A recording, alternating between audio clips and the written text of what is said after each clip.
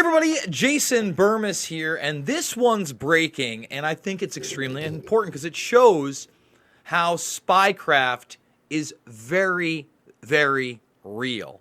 And when you're dealing with an agency like the CIA or the NSA or the FBI or the MI5 or the MI6, they have informants. And I feel like so much of this stuff is marginalized by the media twofold. So they'll give you movies, they'll give you entertainment, like Jack Ryan and his Harrison Ford form, and now the guy who plays the dude on Star Trek, the main captain, he's got a series. I think it's him, right? And whatever. What are they always doing? Oh, they're always protecting us, and they're doing a good thing, and there's action and explosions, and it gets lost that there is real spycraft. There is real informants, and there are real consequences when those informants are found out. And we are finding out now that Kim JongNam, the half-brother of Kim Jong-un, was a CIA informant. Now, this guy was portrayed kind of as a playboy. And when I say was, he was taken out. He was assassinated in one of the oddest assassinations ever. And everybody walked on that, by the way. So first I want to let people know about him being an informant. Then we're going to go over the assassination. Then we're going to go over even more spycraft going on with North Korea. Because, look, it's often in the media that Kim Jong-un has executed his uncle or this relative or this person of the regime eaten by dogs. But they never tell you what that person did if they did anything. They always say, oh, he disobeyed a rule. What if these people are intelligence assets? If you don't think that the United States of America, the CIA, has intelligence assets all throughout the world in influential and high places, you would be very, very naive. It's a real thing. So let's read some of this from The Guardian. By the way, it's really making its rounds now. NPR also talking about reportedly working for the CIA. I believe it's either... which one was it? Wall Street Journal is the one that broke this story, okay? Citing an unnamed person knowledgeable about the matter, the Wall Street Journal said on Monday there was a nexus between Kim Jong-nam and the CIA, adding that many details of his relationship with the agency remained unclear. And by the way, they always obfuscate this through proxy agencies. And let's say he's an informant. Maybe he doesn't have a CIA agent handler, but he has a CIA asset handler. And he knows well that he's giving information to somebody connected with the agency, whether or not they be an official agent or not. All right, these proxy networks very much exist. We've gone over them, we've talked about them before. According to the journal's source, Kim traveled to Malaysia in February of 2017 to meet his CIA contact, although that may not have been the sole purpose for his trip. But the newspaper said Kim, who was once considered the favorite to succeed his father, Kim Jong-il, as leader but fell out of favor, was possibly unable to shed much light on the regime's internal politics. Now, there I would say, hey, probably not. He probably knows a lot about the internal politics there.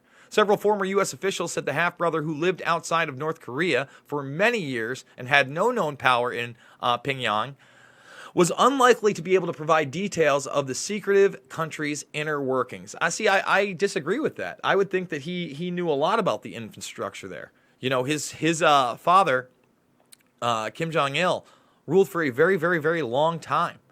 All right? Now, here's where it gets really weird. Two women, they thought, I'm going to turn the sound off here. They thought that they were, apparently they played this defense. They thought, and I kind of believe them, I think they were used as dupes, by the way. He's in an airport, and all they have to do is touch him as part of a television show. They think they're going to be on a YouTube prank show. They're coached by somebody else, and they walked.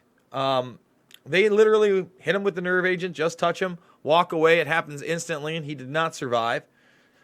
Now, these people have all walked. All walked. A Vietnamese woman accused of assassinating the North Korean leader's half-brother has accepted a lesser charge of causing hurt by dangerous weapon and will be released next month. Dong Ti-hyung welcomed the fair sentence after the judge handed down the verdict in a Malaysian court where she had been on trial for the 2017 murder of Kim JongNam with the nerve agent VX. All right? So it does look like, these women had no knowledge of what they were doing. Now, a couple of months ago, a North Korean embassy in Spain, and WikiLeaks got behind this information, almost a complete blackout in the United States. The embassy was taken over. They took computers. They tied up hostages, beat them with guns. And when the police showed up, because somebody actually got away, one of the agents or whoever was doing this came out, said everything was fine, and they went away. And yes, 2 of them were connected to the CIA, according to this article. Let's read it. On the 22nd of February, a group of 10 assailants reportedly broke into the building, tying up, beating, and interrogating 8 people inside. The incident took place just days before a key summit between U.S. President Donald Trump and North Korean leader Kim Jong-un. All right, so this incident happens days before. Trump even hints that they've got information that the North Koreans don't know about. Remember, the deal starts to break apart at this point. And now there are reports U.S. intelligence services were involved.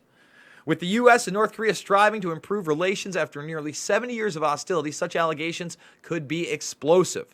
So now you have information coming out that the half-brothers working with the CIA. 2 of these people that gagged and tied up staff members and took a number of computers were connected to the CIA. And by the way, there's other articles out there. The Nation. Did the CIA orchestrate an attack on the North Korean embassy in Spain? It's got conflicting truths. Well, I got news for you, folks.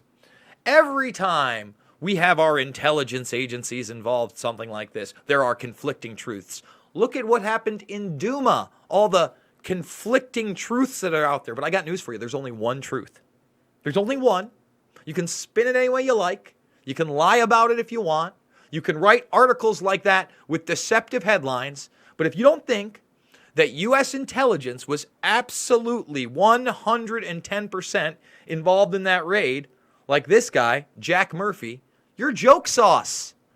You're joke sauce. It's Johnny Nonsense. No, the CIA did not attack North Korea's embassy in Spain. Oh, you're an ex-military guy. Oh, you're a propagator for the establishment. That's all you are. Take a good look, folks.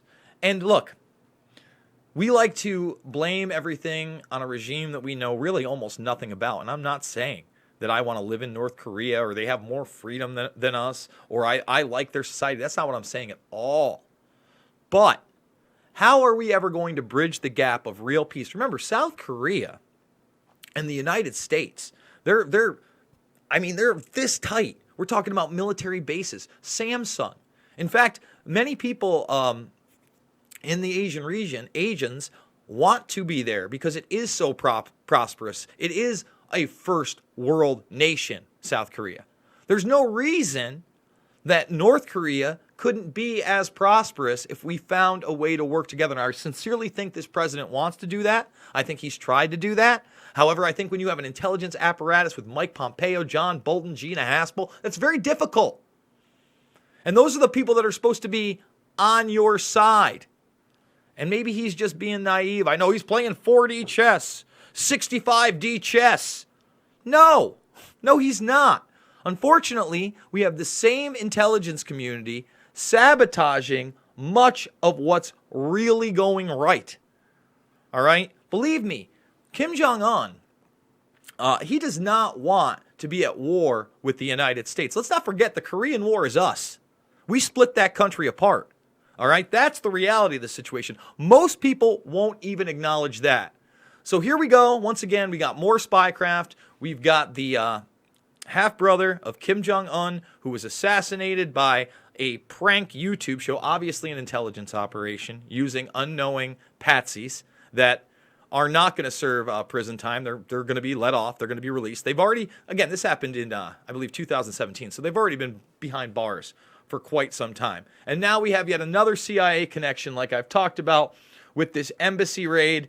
WikiLeaks, one of the few outlets they're talking about. And that's why they're so important, and what's happening with Assange is disgusting. You want to talk about horrible. Well, today we're sending extradition papers over to the UK to try to get him over on that 18 count indictment that criminalizes free speech and journalism, that criminalizes showing documentation of corruption to other people when it's classified by our national security state. We live in a national security state. I want it to be a constitutional republic again, and I hope you're with me. Folks, if you're not subscribed, now's the time to do it. Hit that subscribe button. Share this on social media. Hashtag Burmese Brigade. I would say ring the bell, but really just hit that. Oh, wait, did my stars go away in the corner? We're going to star that right now. Done. And now you're right in the video section. We're doing a bunch of videos a day. This is number 3 today. We've been reporting on Epstein, DARPA, Dershowitz, Iran, Israel, Nexium. Boondocks are coming back. Did a huge deep dive on JFK that if you don't watch it there, you're not going to see this information. Extremely important. How to name names, where the real killer's information is. The group that actually took him out. Facebook crypto, so much more. We're hitting it all. We're doing interviews. We're doing walk-in talks. I got to figure out how to get the questions up there because I noticed that people were talking to me in the live chat when I came home, but I didn't see you. So guys, I'll be putting out more videos today. I hope you enjoyed it. Please support me out there and share this stuff and be the change you want to see in the world. I will see you guys on the flip.